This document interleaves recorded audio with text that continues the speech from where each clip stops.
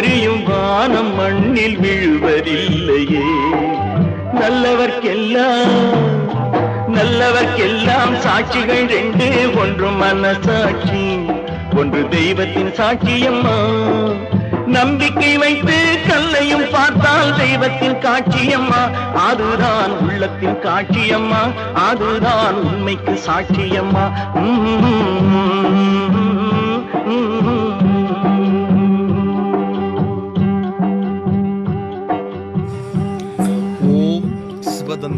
ஓம் சிவதந்திரம் நமது யூடியூப் சேனலில் அனைத்து நல்ல விஷயங்கள் பதிவு செய்கிறோம். விருப்பமுள்ளவர்கள் தொடர்பு கொள்ளலாம். அனைவருக்கும் சிவாய நம. திருச்சிற்றம்பலம். சிவாய நம.